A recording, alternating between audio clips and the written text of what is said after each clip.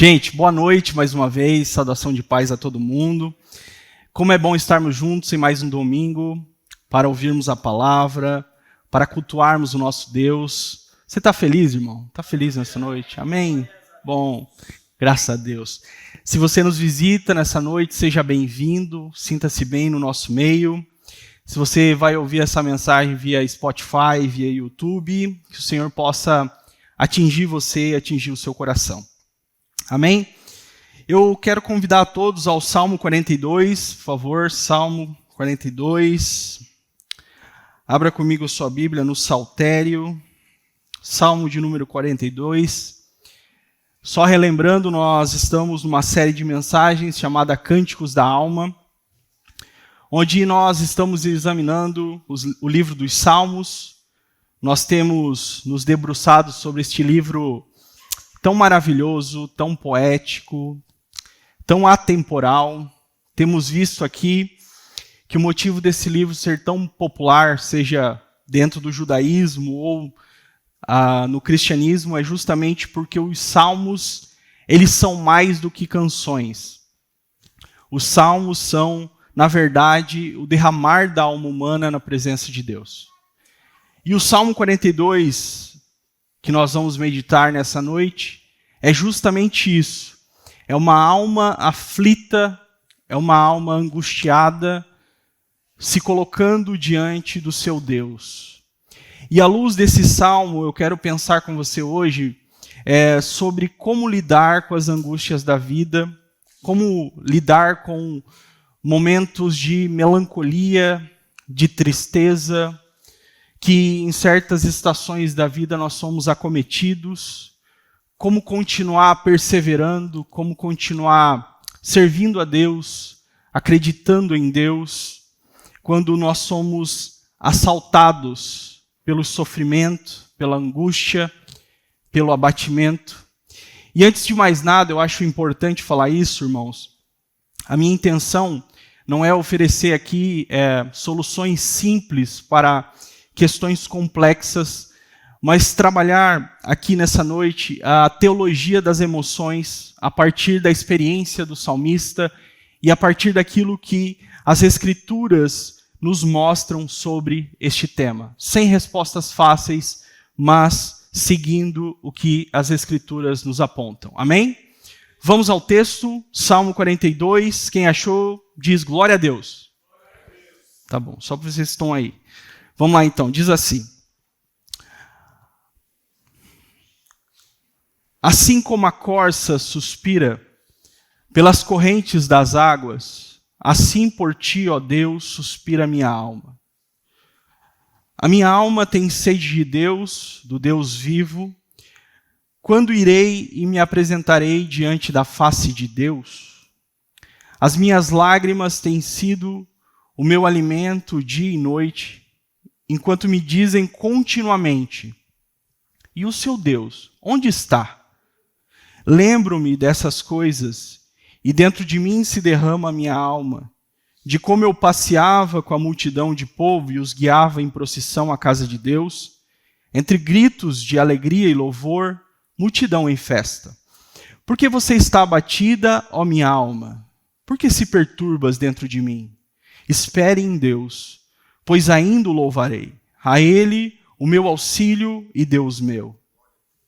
Sinto abatida dentro de mim a minha alma. Lembro-me, portanto, de ti nas terras do Jordão, no Hermon e no monte Mizar. Um abismo chama o outro abismo, a ruída das tuas cachoeiras. Todas as tuas ondas e vagas passaram sobre mim. Contudo, o Senhor durante dia me concede a sua misericórdia, e de noite está comigo o seu cântico, uma oração ao Deus da minha vida. Pergunta a Deus, minha rocha, por que te esquecestes de mim? Por que hei de andar eu lamentando sob a opressão dos meus inimigos? Os meus ossos se esmigalham, quando os meus adversários me insultam, perguntando sem parar, e o seu Deus, onde está? Por que você está abatida, ó minha alma? Por que se perturbas dentro de mim? Espere em Deus, pois ainda o louvarei. A Ele, o meu auxílio e Deus meu. Curve sua fronte, vamos orar uma vez mais. Senhor, nós te agradecemos pela sua bendita palavra e tudo que o Senhor já ministrou aqui neste lugar, nessa noite. Senhor, nós nos debruçamos uma vez mais, nós nos prostramos diante do Senhor para sermos instruídos pelo Senhor, para sermos nutridos nessa noite. Peço que o teu Espírito conduza essa palavra e que ela possa ter direção, Senhor, a corações que precisam ouvir isso. Fale conosco, Senhor, como sempre o Senhor tem falado. Nos move, Senhor, nessa noite uma vez mais. Venha falar poderosamente a cada um de nós. Assim nós oramos e te agradecemos em nome de Jesus. Amém, amém e amém. Queridos, o tema da mensagem de hoje é atravessando o vale da angústia. Atravessando o vale da angústia. Nós temos falado aqui nessa série de mensagens, talvez você já tenha percebido, que o livro dos Salmos ele foi escrito por vários compositores. Várias pessoas ajudaram na composição deste maravilhoso livro. Dentre eles, reis, profetas, sacerdotes, levitas, entre tantos outros que ajudaram, então, na formação final do livro. Estima-se que o livro dos Salmos ele foi escrito por aproximadamente entre 10 ou até mesmo 20 autores diferentes, incluindo autores anônimos, que nós não sabemos quem foi. O Salmo 42, que lemos aqui, é atribuída a autoria a um grupo específico chamado de os Coraitas, ou os filhos de Corá. Para quem não sabe, ou para quem não lembra, Corá foi um personagem histórico bastante controverso na história de Israel. Ele aparece no livro de Números, no capítulo 16. Ele era um descendente de Levi, ele era um levita, que se rebelou contra Moisés e ele articulou, então, uma rebelião contra Moisés e Arão no deserto, levando uma parte do povo de Israel a se desviar do Senhor. Corá, Datã e Abirão, eles questionavam o fato de Moisés e o seu irmão serem os líderes do povo. Moisés, o líder civil, e Arão, o líder religioso, no sentido que ele era o sumo sacerdote. Esse discurso acabou ganhando, ficou muito inflamado e ganhou muitos adeptos, né? Muitos começaram a aderir, então, à rebelião de Corá. Só que tem um grande problema nessa questão, porque quem tinha estabelecido Moisés e Arão como líderes da nação foi o próprio Deus. Então, a rebelião de Corá, na verdade, não era necessariamente contra Moisés e Arão, mas contra o próprio Deus. Bom, Corá e os rebeldes, resumindo a história, eles foram julgados e condenados por Deus, culminando no episódio terrível que está descrito lá em Números capítulo 16, depois você pode conferir. Acontece que o texto bíblico do livro de Números ainda nos mostra que nem todos os filhos de Corá morreram. Alguns sobreviveram e permaneceram no meio do povo de Israel. Muito possivelmente, estes sobreviventes, esses coraitas, eles não aderiram à rebelião do seu pai. Eles não aderiram à proposta que Corá estava levantando e que os outros tinham aderido. Acontece que esses coraitas sobreviventes, mesmo que eles não tenham aderido a essa rebelião e permanecendo no meio da história do povo de Israel, eles ficaram manchados por esse acontecimento catastrófico, a ponto de não se ver presença dos coraitas no serviço do culto de Israel. Lembrando, reiterando que eles eram parte da família sacerdotal, eles eram levitas. Então Moisés, até os dias de Moisés, desde esse acontecimento até os dias de Davi, melhor dizendo, você não vê mais a presença deles. Isso se dá mais ou menos cerca de entre 400 e 500 anos. Entre Moisés e Davi não se vê mais a presença da família de Corá no exercício sacerdotal. Então, quando Davi ele ascende o poder, ele reorganiza o culto em Israel, conforme o 1 Crônicas, no capítulo 9, Davi, pensando já nesse futuro templo que ia ser estabelecido, Davi reestabelece os coraitas no serviço do templo. Os coraitas, então, reassumem a sua posição sacerdotal. Então, respondendo à pergunta, quem são os filhos de Corá, eu diria que os coraitas são estes que, mesmo em despeito ao pecado do seu pai, mesmo diante da tragédia familiar, de uma história marcada por vergonha e derrota, estes são aqueles que, após restabelecidos pelo rei, eles servem a Deus com paixão e devoção e se tornam compositores de muitos salmos que nós temos na Bíblia, como o Salmo 42, o Salmo 43, o Salmo 84 e tantos outros salmos que nós apreciamos. Essa história ela é extraordinária. Essa história ela nos ensina e nos mostra muito a respeito da graça de Deus. Porque o nome da família, antes de Davi, o rei, reestabelecê-los, o nome dessa família era associado à vergonha. O nome dessa família era associado à ruína. Mas o rei Davi traz de volta estes para perto da presença, os reinsere no serviço e lhes dá agora um novo lugar na adoração. Davi aqui é um tipo de Cristo, porque Jesus também faz isso. Jesus é este que restaura histórias que pareciam condenadas. Jesus é o rei que reposiciona pessoas marcadas pelo passado e transforma filhos de vergonha em ministros na sua presença. O Evangelho é a história de um rei que chama para perto justamente aqueles que o mundo acreditava não ter mais esperança. O Evangelho é a história de um rei que é especialista em restaurar famílias fraturadas. O Evangelho é a história de um rei justo que transforma histórias de fracasso em testemunhos de redenção. Glória a Deus por isso.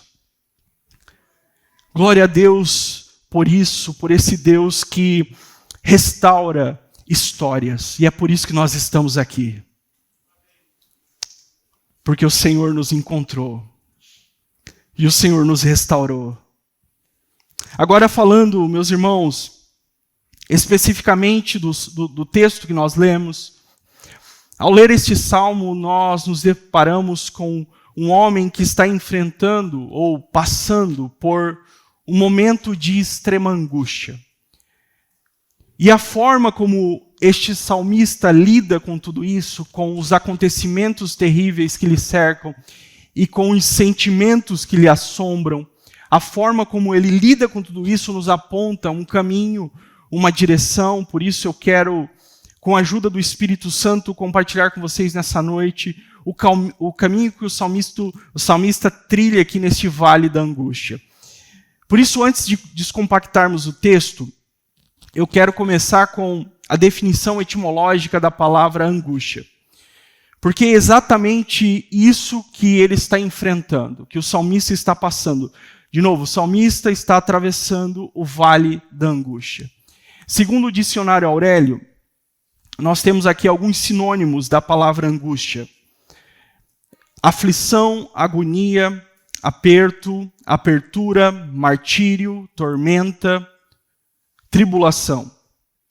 A palavra angústia ela tem a origem na sua raiz etimológica, que vem do latim, que significa estreiteza, aperto, sufocamento.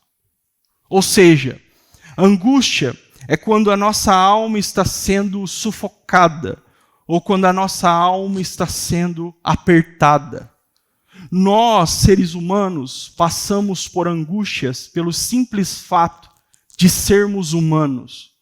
Por sermos humanos, nós somos dotados de emoções, sentimentos, memória, cognição. E a angústia, ela nasce justamente quando enfrentamos situações que abalam a nossa estabilidade emocional, psicológica e espiritual. São vários fatores que podem ocasionar angústias na nossa vida. Como, por exemplo, a perda, o luto.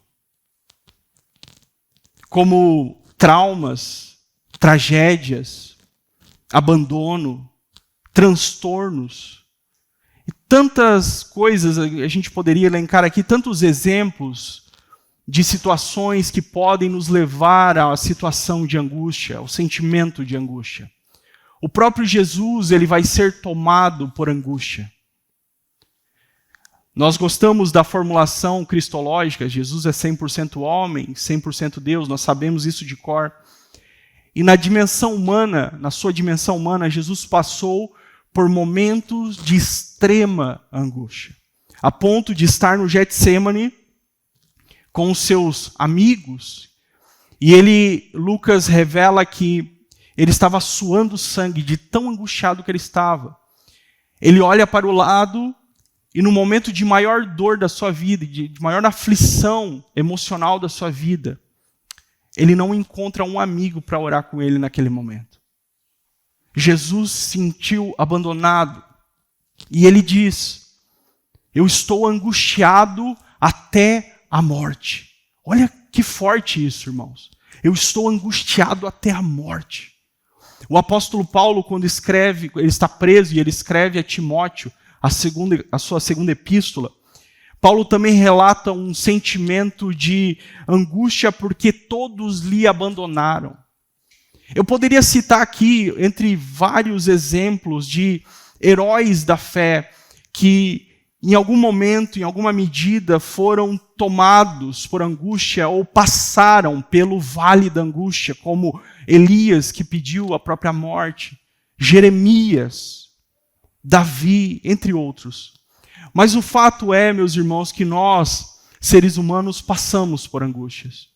E por mais crente que você possa ser, por mais fiel a Deus que você possa ser, nós não estamos isentos. Você não está isento ou imune de passar pelo terrível vale da angústia. Mas voltando ao Salmo 42, o que me chama a atenção aqui é a forma como o salmista lida com tudo isso. Basicamente, o que o salmista faz aqui, em meio à sua súplica diante do Senhor, é buscar encontrar dentro de si o diagnóstico correto daquilo que está afligindo o seu coração, afligindo a sua alma. O salmista busca entender o motivo do seu abatimento. Esse caminho que o salmista faz de introspecção, de autoanálise, de olhar para dentro de si, é algo extremamente importante. Nós precisamos pensar e minimamente compreender o que nós estamos sentindo ou o que está nos afligindo. Porque muitas pessoas, ao serem afligidas por angústias, buscam ignorar os sentimentos. Claro que não são todas as pessoas. Cada um reage de uma forma. Mas alguns tentam sim ignorar ou fugir, e para isso se utilizam de rotas alternativas. Alguns vão para as telas, para os streamings, outros vão para a bebida, outros vão para as drogas, outros vão para a pornografia, outros vão para a comida e por aí vai. Mas o salmista, ele não ignora os seus sentimentos. E ele busca identificar aquilo que está lhe abatendo. O salmista busca o diagnóstico correto do seu abatimento. Isso é muito importante porque o processo de cura, ele sempre se inicia pelo diagnóstico correto. Quando nós estamos doentes, nós vamos ao médico, a primeira coisa que o médico faz é nos passar uma bateria de exames. Faz tempo que eu não vou no médico, né, amor? Faz tempo, mas eu sei que é assim, eu ainda lembro. Mas a primeira coisa que o médico vai fazer é nos pedir uma bateria de exames, para que ele possa, com base nos exames, no diagnóstico correto, nos prescrever um tratamento específico. Então, é muito importante nós termos o diagnóstico correto das aflições da nossa alma. Não somente para colocarmos isso diante de Deus, mas para que a gente possa tratar da maneira adequada. E é justamente nesse processo de investigar a sua alma, de entender a origem da sua dor, que o salmista revela logo no primeiro verso qual é a maior necessidade do seu coração. Qual é a maior necessidade da alma humana? A maior necessidade da alma humana é repousar em Deus.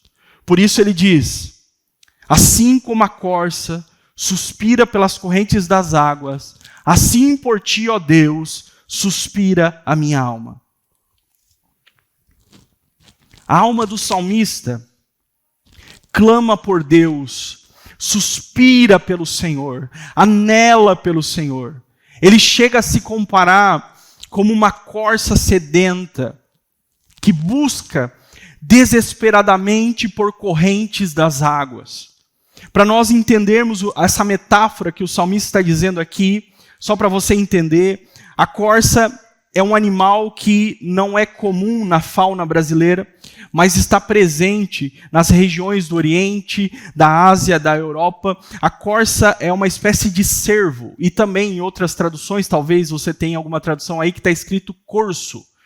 É a mesma coisa.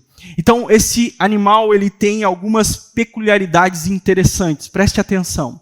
Às vezes, por conta das grandes estiagens, das grandes secas que eram bem comuns na Palestina, a corça ficava dias procurando a corrente das águas. Ela procurava, ela caçava, essa é a ideia aqui. A corça ela não é um animal carnívoro, mas a ideia é que ela está caçando água. Ela está procurando desesperadamente, mais do que o próprio alimento. Tudo girava em torno dessa busca desesperada pelas correntes das águas. Por quê?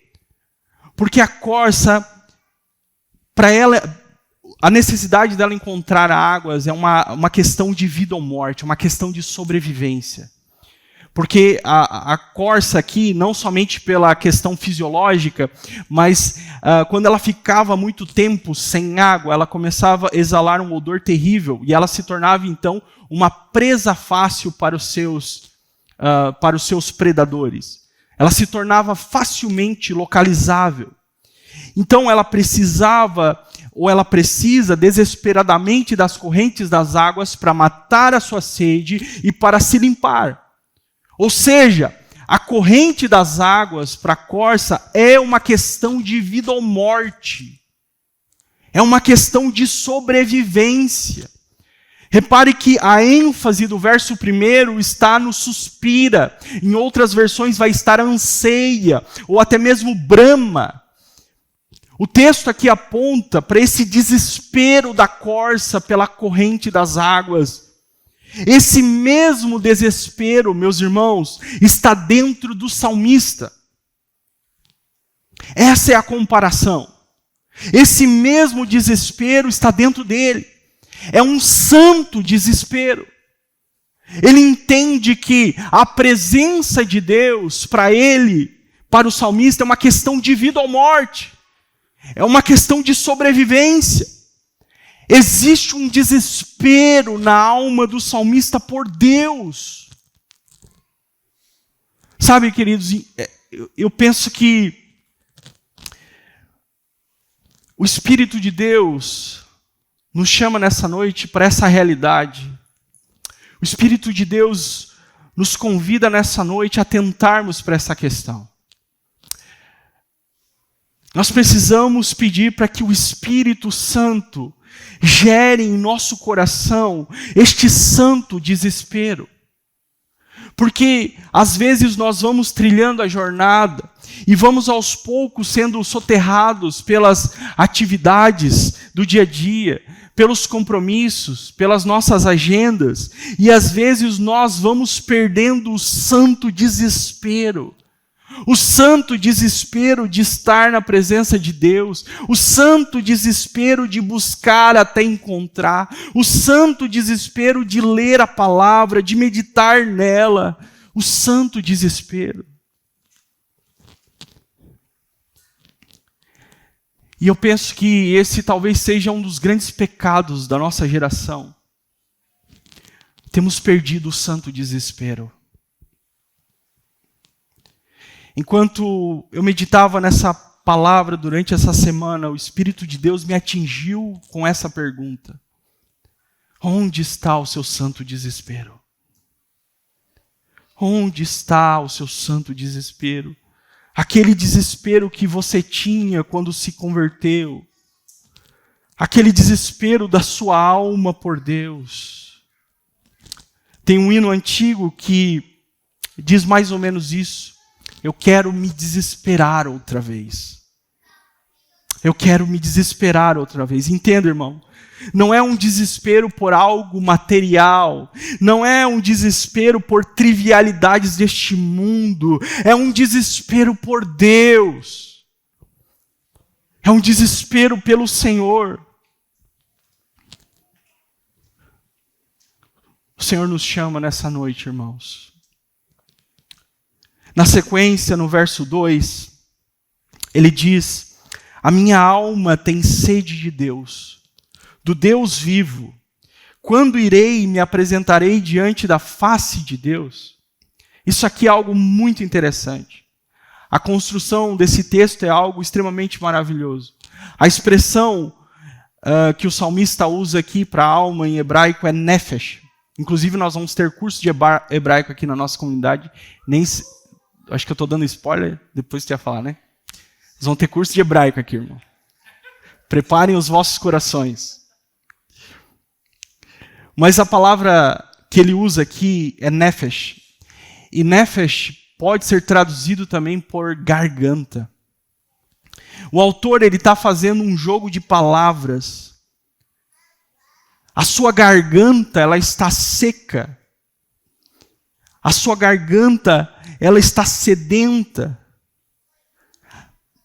Igual a sua alma está igual à sua garganta seca. E assim como a água é fundamental para matar a sua sede, Deus é essencial para matar a sede da sua alma. E o mais interessante é que o salmista sabe disso. O salmista sabe que é Deus que matará a sua sede. Nada alternativo. Absolutamente nada alternativo, somente Deus. Somente Deus pode matar a sede da alma do homem. No final do verso 2, ele faz uma pergunta retórica. E a pergunta nos revela o porquê do desespero do salmista. A pergunta é: quando eu irei me apresentar diante da face de Deus? É a incerteza de quando ele poderá novamente se apresentar diante do Senhor. Essa é uma linguagem aqui simbólica, quando ele fala a respeito de se apresentar diante da face de Deus, ele está falando do templo. Estar diante da face de Deus, naqueles dias, para aqueles dias, dentro daquela mentalidade, é ir ao templo, cultuar a Deus no templo, levar a sua oferta, levar os seus sacrifícios. E por que o salmista está dizendo isso? Porque este salmo foi escrito no exílio. É uma canção do exílio, quando os judeus eles estavam na Babilônia. No contexto antes do cativeiro, pré-exílio, os judeus associavam a figura do templo com a figura do próprio Deus. O templo, lá em cima do Monte Sião, simbolizava para eles que o próprio Deus estava ali. E esse templo, o templo que fora construído por Salomão, era motivo de orgulho nacional. Eles olhavam para o templo e diziam, nada de ruim vai acontecer com a gente, porque olha lá olha o templo, olha que maravilhoso, olha que suntuoso. A presença desse templo aqui significa que Deus está aqui com a gente. Então essa era a mentalidade que eles tinham. E é só você ler depois em casa, Jeremias capítulo 7. Eles diziam exatamente isso. Nada de mal vai acontecer com a gente. Cala a boca, Jeremias, tu não sabe de nada. Nada de mal vai acontecer com a gente. Olha esse templo aqui. O templo é a prova que Deus é com a gente. Deus está aqui com a gente. Então, estar diante da face de Deus, aqui é ir ao templo. Segure essa informação, ela é bem importante para a gente entender esse salmo. Só que nós sabemos, irmãos, que em 586, Jerusalém sofreu um ataque do Império Babilônico, foi invadida, a cidade foi massacrada pelos babilônicos. O templo, esse templo que era motivo de orgulho nacional, ele foi invadido, ele foi saqueado, os utensílios do templo foram roubados. Tudo porque o povo judeu, os judeus, eles não ouviram a voz de Deus. Eles flertaram com os ídolos, a gente já falou muito sobre isso aqui, mas só para você entender, eles flertaram com os ídolos, não ouviram a voz de Deus através dos profetas, e Deus permitiu que a Babilônia fosse uma espécie de vara de correção do Senhor. Então, eles foram levados para a Babilônia, e a primeira leva de judeus que foram para a Babilônia foram a classe sacerdotal. Sacerdotes, levitas e tudo mais. E é nesse contexto terrível aqui, de caos, de miséria, de destruição, que o salmista escreve o Salmo 42. É por isso que ele diz que ele tem sede de Deus. Por quê? Porque na Babilônia não tem templo. Na Babilônia não tem sacerdote, não tem culto. Na Babilônia ele está privado. Ele está envolto a uma cultura pagã. Ele está com sede, ele está desesperado, porque ele está longe do templo, deste lugar onde ele ia, levava os seus sacrifícios, levava as suas ofertas, ele está longe disso. Então está desesperado. Como eu disse na introdução, o salmista está buscando encontrar dentro de si o que está lhe abatendo. Então aqui nós encontramos um dos motivos, o porquê ele está abatido. O salmista se vê privado de exercitar a sua comunhão com Deus no templo. E é por isso que ele se encontra nesse deserto. Realmente, irmãos, a alma humana, ela se abate quando ela fica privada da comunhão com Deus. Quando a alma se vê forçada a deixar práticas que nos levam para mais perto de Deus. Quando a alma é cortada desse suprimento de água viva e longe dessa comunhão com Deus, tudo é deserto. E ao longo da nossa caminhada, muitas são as razões pelas quais nós somos tentados e às vezes forçados de alguma forma a nos afastar dessa comunhão. Eu me lembro da época da pandemia, muitos vão lembrar que tempo difícil foi aquele. Eu me lembro que eu chorava porque nós estávamos, a Elisa até que ela pode confirmar isso. Nós tínhamos feito transição de igreja, nós estávamos indo para uma outra comunidade. No final de 2019, início de 2020, logo veio a pandemia.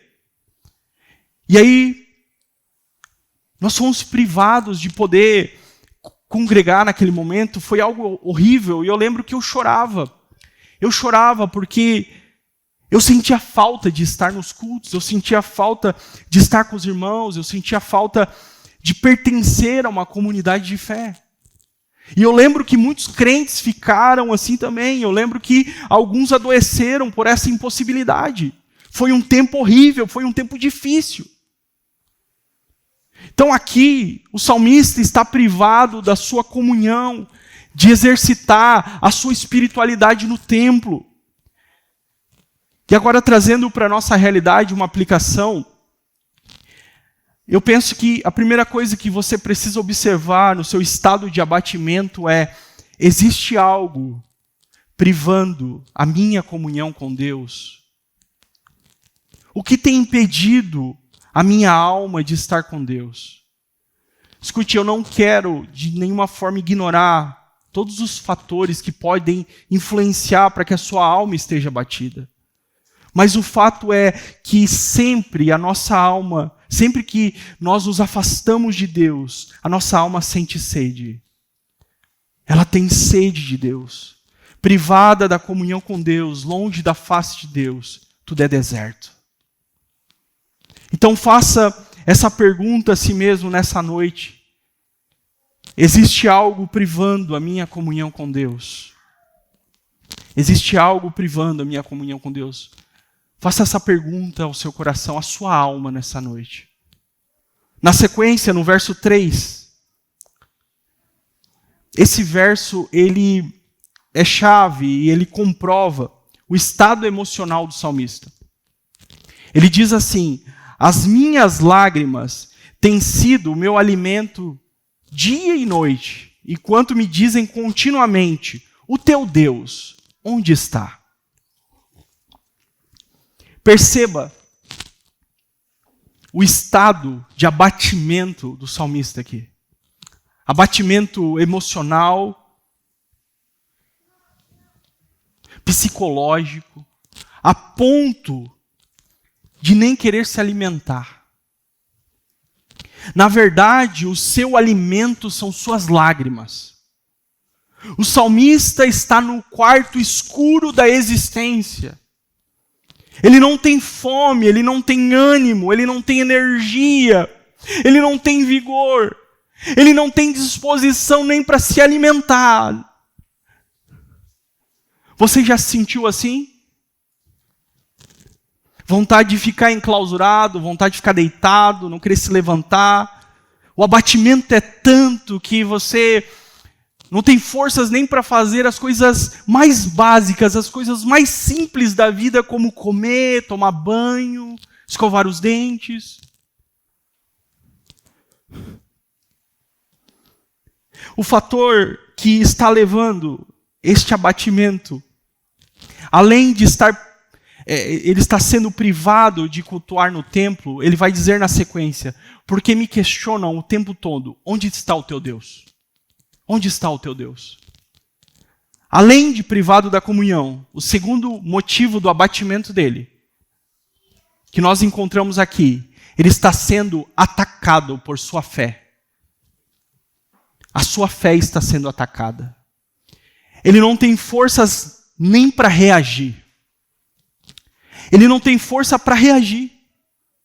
Ali na Babilônia, aqueles homens perversos, aqueles homens maus, eles estão dizendo assim: e o Deus de vocês, onde está? O Salmo 137, ele nos mostra exatamente esse quadro. E acho que é até mais, é extremamente cruel o que os moradores da Babilônia estavam fazendo com os judeus no exílio. Por quê?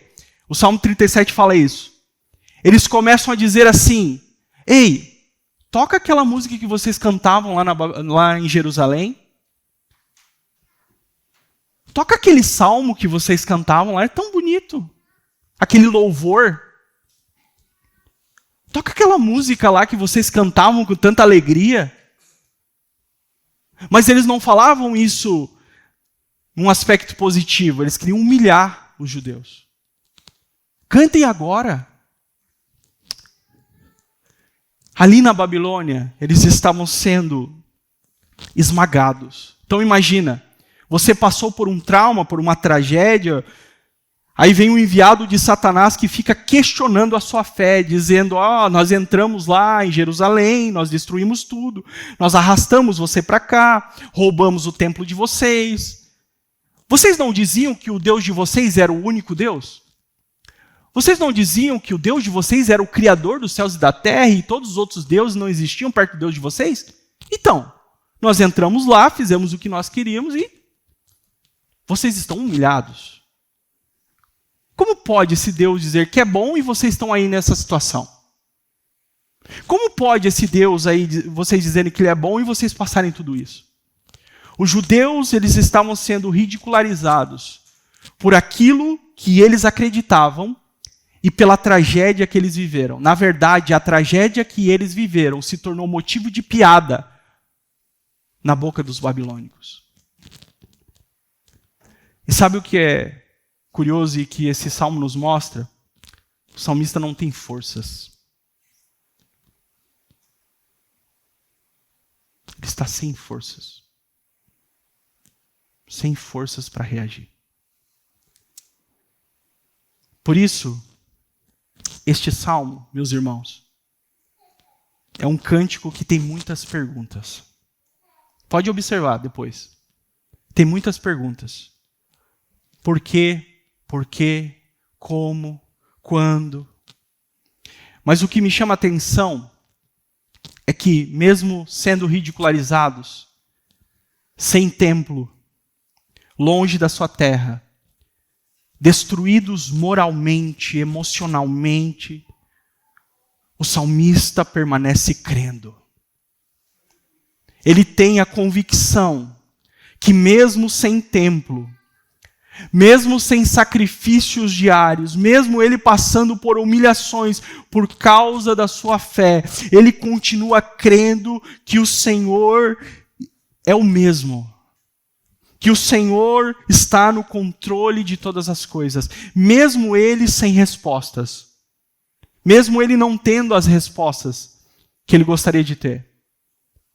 O verso 8 diz: contudo, o Senhor, durante o dia, me concede a sua misericórdia, e de noite está comigo o seu cântico, uma oração ao Deus da minha vida. Ou seja, enquanto ele sofre, enquanto ele passa por incertezas, ele está buscando Deus em oração. E na verdade isso aqui é uma das coisas mais belas deste salmo. Enquanto eles estão falando o que estão falando, enquanto eles estão ridicularizando, zombando, embora o salmista não ter palavras para reagir, não ter respostas lógicas para dar para os seus opositores, ele está compondo um salmo. Ele está compondo um louvor. Ele está compondo um cântico. Mesmo sem respostas lógicas. Perceba que a aflição do salmista, ela transcende o lugar da oração e se torna um salmo. Enquanto eles estão dizendo, zombando, onde está o seu Deus? Ele absorve tudo aquilo e vai orar. E vai se derramar diante do Senhor. Ele não tem respostas lógicas para o seu sofrimento. Mas ele tem um louvor para o seu Deus. E esse louvor é fruto de um coração afligido. Que mesmo afligido, continua crendo. Então, o segundo motivo do seu abatimento é que ele está sendo atacado, a sua fé está sendo atacada, mas ele continua, mesmo sem respostas, mesmo sem entender. Sabe, irmãos, isso nos ensina muito a respeito de quando reagir, quando nós estamos sendo esmagados pelas aflições, e ao mesmo tempo sofrendo com palavras mal intencionadas. Porque se você é crente, verdade, que eu imagino que você seja, se você vive a sua fé intencionalmente, certamente, se você não ouviu, você vai ouvir. Seja no ambiente de trabalho, no ambiente escolar, ou em meio à sua família. Alguém dizendo, ao ver você sofrer, alguém dizendo assim: mas o fulano não é crente? Mas a fulana não é crente? Mas a fulana não vive na igreja? Mas a fulana não é líder? Como pode sofrer de depressão? Como pode ter transtornos? Como pode essa pessoa passar por isso? Os que não conhecem a Deus olham para a sua dor e questionam a sua fé. Mas quem conhece o Senhor sabe que muitas vezes é justamente nos momentos de maior aflição, de maior dor, que o Senhor mais se revela a nós e mais nós nos apegamos a Ele. É por isso, inclusive o Ian começou com esse texto aqui, na abertura desse culto, citando o que Paulo diz em Romanos no capítulo 3, no capítulo 5, versículo 3. Paulo diz: nos gloriamos nas tribulações, sabendo que a tribulação produz perseverança. A perseverança produz experiência, e a experiência produz esperança. O que Paulo está dizendo aqui, meus irmãos, é que Deus não desperdiça oportunidades. Deus não desperdiça oportunidades. Enquanto muitos veem apenas sofrimento, tragédia e dor, Deus enxerga uma terra ou um lugar onde Ele está trabalhando. Creia nisso. Se apegue a isso nessa noite.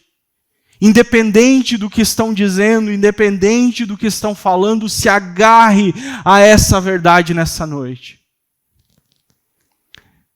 Na sequência, ele diz assim no verso 4: lembro-me dessas coisas e dentro de mim se derrama a minha alma, de como eu passava com a multidão de povo e os guiava em procissão à casa de Deus, entre gritos de alegria e louvor, multidão em festa. Em outras versões vai estar assim: me lembro dessas coisas e o meu coração se enche de tristeza. Preste atenção nisso aqui. Ao lembrar do que ele vivia, ao lembrar do que ele viveu no passado, agora ele é acometido de tristeza. Provavelmente o Coraíta aqui é uma espécie de guia turístico que guiava os peregrinos até o templo em dias de festa em Jerusalém. Então ele se lembra de como ele era feliz. Ele se lembra de como tudo funcionava. Como tudo era tão bom, como tudo era tão belo. Ele se lembra desse momento e compara com aquilo que ele está vivendo no presente, e o seu coração se enche de tristeza.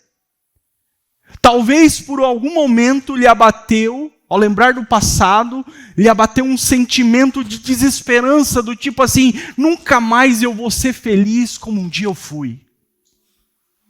Nunca mais as coisas vão voltar a ser como eram. Nunca mais eu vou ser como um dia eu fui. Por algum momento isso lhe passou pela sua cabeça. E às vezes isso passa na nossa cabeça também. Somos acometidos de desesperança.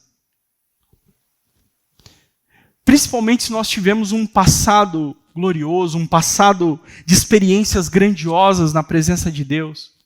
Aí nós lembramos de quem nós éramos, quem nós fomos no passado, do que vivemos no passado, e dizemos assim: tal época foi a melhor época da minha vida. Tal época foi uma época grandiosa, foi a melhor fase da minha vida. Nessa época, irmão, eu orava. Nessa época eu jejuava. Nessa época eu evangelizava até os postes nas ruas. Nessa época eu era quebrantado. Quem aqui talvez nunca teve esse tipo de sentimento, né? Tudo bem, irmãos, nós temos memórias afetivas. O problema, escute isso nessa noite, é transformar as memórias em algo que rouba a sua esperança. Eu nunca mais vou ser o que um dia eu fui. Não, Nunca mais eu vou ser o que eu era. Essa é a forma errada de se olhar para trás. Entenda, Deus não quer te transformar naquilo que você era. Deus quer te levar a alcançar a estatura que você não alcançou ainda nele. Por isso, o passado é importante. Mas ele não pode ser o definidor de quem nós somos em Deus. Ele não pode definir quem nós somos.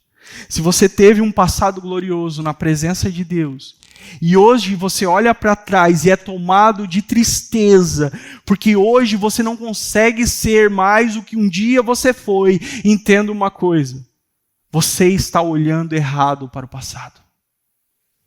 E eu sinto em dizer para alguém aqui nessa noite que o Senhor quer ajustar a sua visão nessa noite. Acerca do que você era, acerca daquilo que você viveu. Para que quando você olhe para trás, você não seja tomado de desesperança, mas seja tomado pela fé. A fé no Deus que já provou o que Ele pode fazer na sua vida.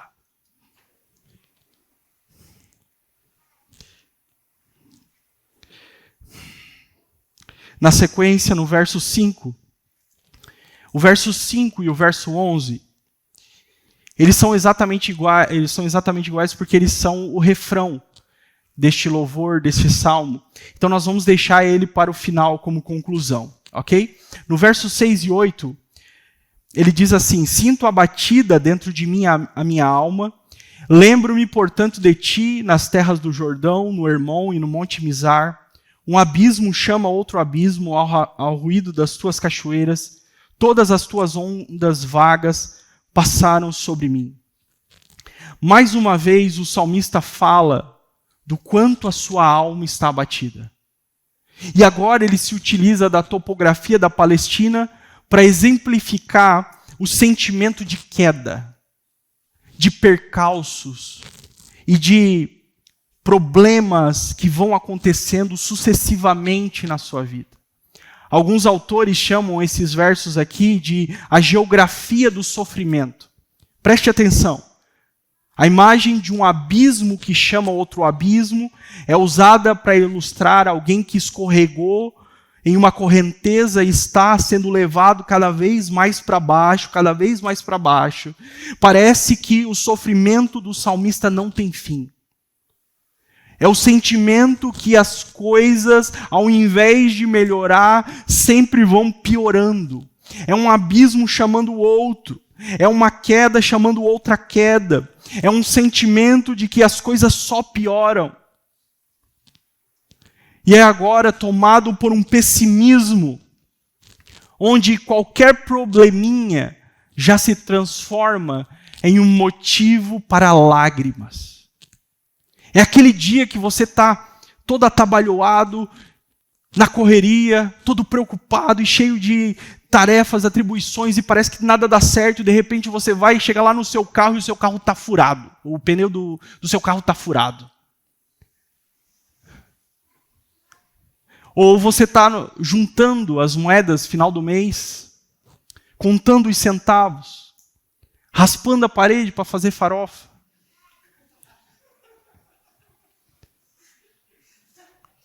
Alguns se identificaram, né? Eu ia falar mais uma. Latindo para economizar cachorro.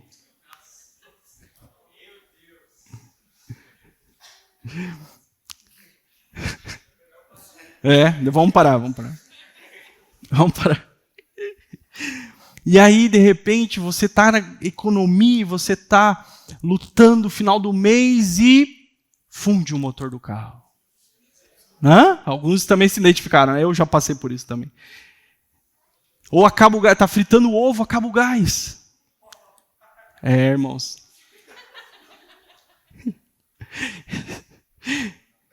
Mas, agora falando sério, irmão, esse aqui é um gatilho para você entrar em desespero, e é isso que o salmista está passando, sabe? É só problema, de repente um probleminha se torna um problemão. É quando você está vivendo algo desconfortável, algum tipo de sofrimento, qualquer coisinha que acontece a mais, às vezes já é motivo para desabarmos em lágrimas. É mais ou menos isso que ele descreve. Então a alma do salmista, ela está abatida por esse sentimento que parece que o sofrimento não tem fim. Parece que é só problema, só problema, só problema, só problema, só problema. Esse é o sentimento dele. E nos versos 9 e 10, e eu já estou caminhando para o final, para a conclusão, ele diz: pergunto a Deus, a minha rocha, por que te esquecestes de mim? Por que hei de andar eu lamentando sobre a opressão dos meus inimigos? Os meus ossos se esmigalham quando os meus adversários me insultam, perguntando sem parar: e o seu Deus, onde está? Perceba que o motivo do abatimento do salmista também tem a ver com o sentimento que Deus se esqueceu dele. Você já teve esse tipo de sentimento? Ele diz: por que te esquecesses de mim? Olha que forte isso. Por mais que ele esteja em oração, e existe aqui uma autenticidade admirável, existe aqui uma verdade sendo exposta. É como o salmista se sente naquele momento, ao ver as coisas desmoronando, ruindo, e os inimigos zombando, questionando a sua fé. Ele não tem respostas, ele não tem argumentos, ele não tem força. E existe aqui, irmãos, uma tensão clarividente na vida do salmista entre aquilo que ele crê e aquilo que ele está vendo e vivendo no seu contexto. E de tanto ouvir provocações, zombaria, de tanto ouvir essas coisas por parte dos moradores da Babilônia, o salmista começa a flertar com a dúvida. Ele começa a flertar, questionando por que o Senhor se esqueceu dele. Por que o Senhor não lhe responde? Por que o Senhor não faz nada para mudar essa situação? E talvez, meus irmãos, vai entender isso aqui melhor só quem já experimentou o silêncio de Deus. Nós precisamos falar do silêncio de Deus. Falamos muito a respeito de orações respondidas, orações atendidas, milagres que aconteceram por intermédio da oração. Nós cremos nisso, acreditamos nisso. Mas na jornada cristã, na vida cristã, existe algo que desde os tempos antigos os cristãos chamam de o silêncio de Deus. O silêncio de Deus não significa literalmente que Deus está em silêncio. Mas tem a ver com o fato de que o Senhor, Ele não responde àquela petição específica. Deus não muda o quadro a qual você está orando e pedindo. O silêncio de Deus é quando você ora, jejua e nada acontece. É quando você precisa de um milagre, você clama e parece que a sua oração não passou do teto. Parece que ninguém te ouviu. O silêncio de Deus para nós que somos criaturas tão inquietas é algo avassalador. Nós que somos ansiosos, imediatistas, nós que somos precipitados, nós que queremos tudo para ontem. O silêncio de Deus é algo que nos esmaga, é algo que nos transtorna. Mas o que nós precisamos entender é que o silêncio de Deus para nós crentes também é uma resposta. Santa Teresa d'Ávila disse que, às vezes, o silêncio de Deus é a forma mais profunda de resposta. Por quê? Porque quando Deus não atende aquilo que nós estamos pedindo, isso não significa necessariamente que Deus nos rejeitou ou que Ele não ouviu aquela petição. Muito pelo contrário. É Deus, na verdade, nos ensinando a ter uma fé que não depende de respostas imediatas. O silêncio de Deus é a forma, muitas vezes, que Ele trabalha e molda os nossos corações para que nós venhamos aprender a esperar nele. Nós precisamos aprender a esperar no Senhor. E como é difícil. Porque nós somos a geração do fast food, nós somos a geração que queremos tudo para ontem, tudo é emergente. Nós queremos tudo se resolva o mais rápido possível. Mas nós precisamos aprender a esperar. Esperar no Senhor. Isaías diz que aqueles que esperam no Senhor, eles renovam as suas forças, sobem com asas como águias, correm e não se cansam, caminham e não se fadigam. O salmista diz: esperei com paciência pelo Senhor e Ele se inclinou para mim. Por isso, meus irmãos, esperar no Senhor é um exercício de fé, onde nós estamos exercitando a nossa confiança em Deus. Isso é necessário porque às vezes nós dizemos: eu confio em Deus. Mas, muitas vezes, o nosso imediatismo prova justamente o contrário, que nós não confiamos tanto quanto achamos que confiávamos. Por isso, o salmista, ele conclui, e nós já vamos caminhar para a oração, ele conclui de forma brilhante, eu diria. Ele conclui com o refrão, lembrando a si mesmo, lembrando a sua alma, para que ela espere no Senhor.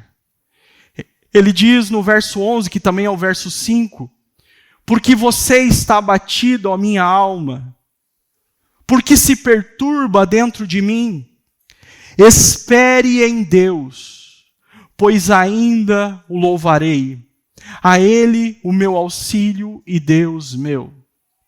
Se por um momento o salmista se deixa abater por memórias do passado, agora neste refrão, ele recobre a sua força, e ele começa a pregar para si mesmo, pregar para a sua alma, acerca do que ele precisa fazer.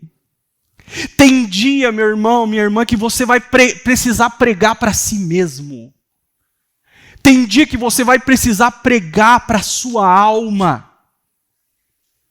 Tem dia que você vai precisar lembrar a sua alma quem é o seu Deus. O que Deus te prometeu. O que a palavra dele diz. O salmista está pregando para si mesmo. Por isso ele diz assim: espera. Espera. Pois ainda o louvarei. Sabe o que é curioso? E eu não sei se você percebeu.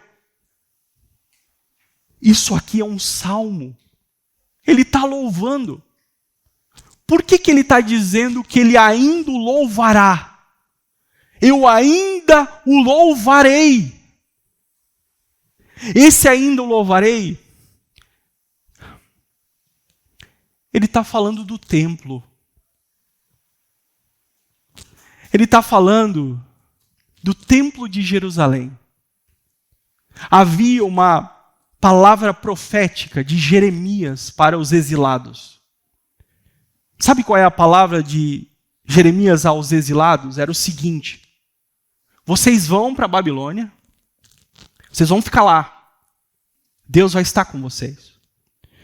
Mas o sofrimento de vocês lá naquele lugar tem prazo de validade. Vocês vão voltar e vão reconstruir a cidade. Vai ser só um tempo. É só um período de tempo. É só um período de tempo. Depois vocês vão voltar, vão reconstruir a cidade. Essa é a palavra do Senhor. Ou seja, o sofrimento do povo de Deus tinha prazo de validade. O sofrimento do povo de Deus tinha prazo para terminar. Então ele está dizendo mais ou menos assim: espera a minha alma, pois você ainda verá restauração. O que Deus disse vai se cumprir, porque é a palavra dele. Espera minha alma, porque o que ele disse vai se cumprir. Porque a palavra vai se cumprir. Espera minha alma, porque este sofrimento tem prazo de validade, é a palavra dele. É a palavra dele. Esse sofrimento não é eterno. Essa tribulação não é eterna, essas acusações não são eternas, isso tem prazo de validade. Ele lembra a si mesmo, ele prega para si mesmo acerca do que ele precisa fazer. Espera em Deus, eu ainda o louvarei, eu ainda vou voltar. Nós vamos voltar, nós ainda vamos adorar lá. Aleluia. Aleluia. Isso aqui, irmãos, e aqui eu concluo. Isso aqui é esperança na certeza. O salmista nutre o seu coração com a esperança na certeza. A esperança na certeza que Deus está no controle. A esperança na certeza que Deus é soberano. A esperança na certeza que Deus tem o controle de toda a história. A palavra ao seu coração nessa noite é: nutra o seu coração com a certeza, com a esperança na certeza de quem Deus é. Com a esperança na certeza do que a palavra dele diz. Aleluia. Eu finalizo essa mensagem nessa noite com 3 aplicações práticas para a nossa vida e nós já vamos orar. A primeira aplicação é: busque entender qual é a raiz da sua angústia. O salmista não ignora o que ele está sentindo. Ele nem trata a sua dor de maneira superficial. Busque entender o que está trazendo abatimento para a sua alma, para o seu ser. Segundo, pregue para si mesmo. Há momentos na nossa jornada que nós precisamos pregar para nós mesmos. E o que o salmista faz aqui é não permitir que os seus sentimentos tenham a palavra final sobre a sua vida. Terceiro, agarre-se à palavra e às promessas do Senhor. Creia no Senhor e na sua palavra. Aleluia. Se agarre na esperança da certeza que Ele é o Deus que te chamou, é o Deus que te formou, é o Deus que tem cuidado de você. Eu quero orar nessa noite. Queria te convidar a ficar de pé, por favor, por gentileza.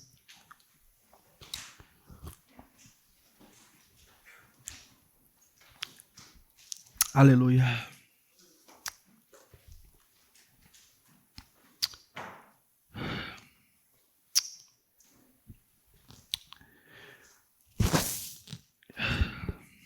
Aleluia.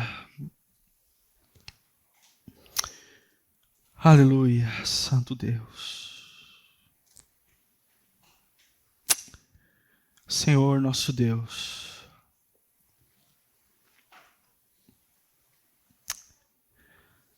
Obrigado, Jesus. Obrigado. O Senhor é fiel.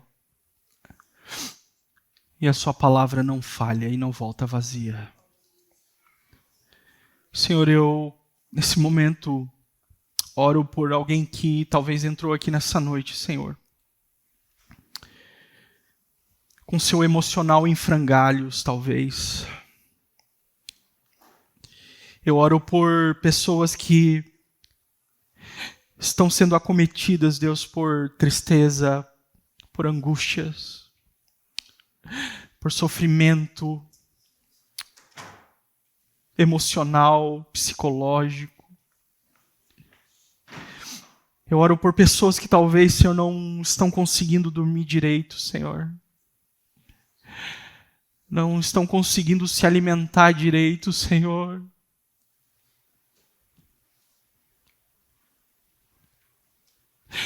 Que talvez não tenha nem força, Senhor, para levantar da cama, Jesus. O Senhor sabe de cada situação, o Senhor conhece cada história que aqui está nessa noite, na vida dos seus filhos que vêm neste lugar nessa noite, Senhor.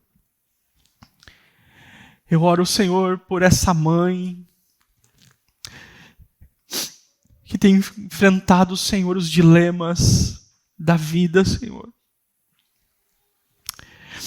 Por essa jovem, Jesus, que tem sido acometida, Deus, com pensamentos ruins, sentimentos ruins, Senhor. De desesperança, Senhor. De falta de fé, Jesus. Oh, Senhor, nós oramos nessa noite porque cremos que Tu és um Deus que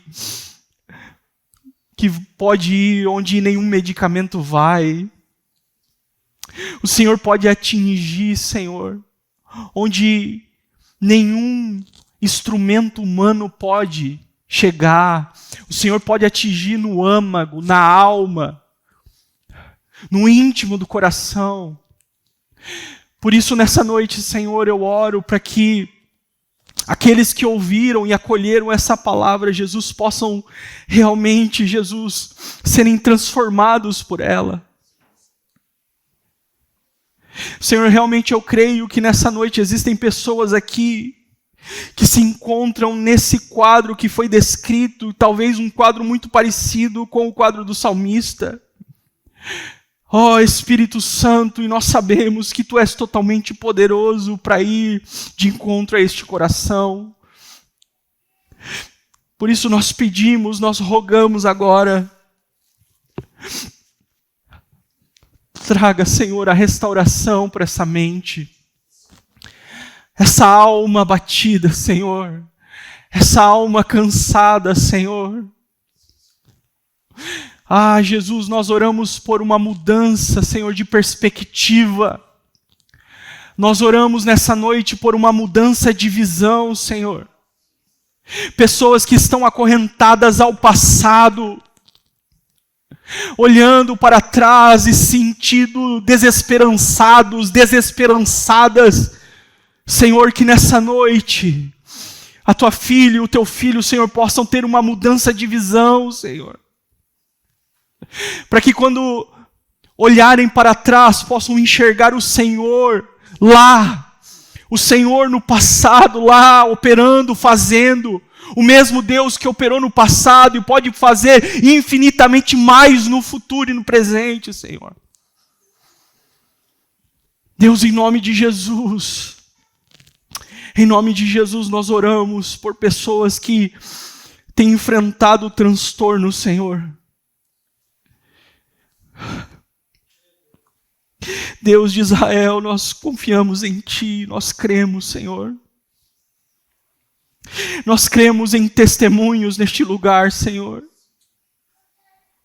Nós cremos, Senhor, que ouviremos testemunhos de pessoas que outrora estavam acorrentadas, Senhor, que estavam totalmente em dificuldade, ó Deus, mas que foram tocadas e reanimadas por Ti, Jesus. Nessa noite nós Te agradecemos por tudo que o Senhor ministrou aos nossos corações. Te agradecemos pela Sua doce palavra e pela Sua doce presença. Obrigado por ser fiel e não desistir de nós. Nós assim Te agradecemos e Te louvamos. Em nome de Jesus. Amém, amém e amém. Você pode aplaudir a Jesus? Louvado seja. Aleluia. Aleluia.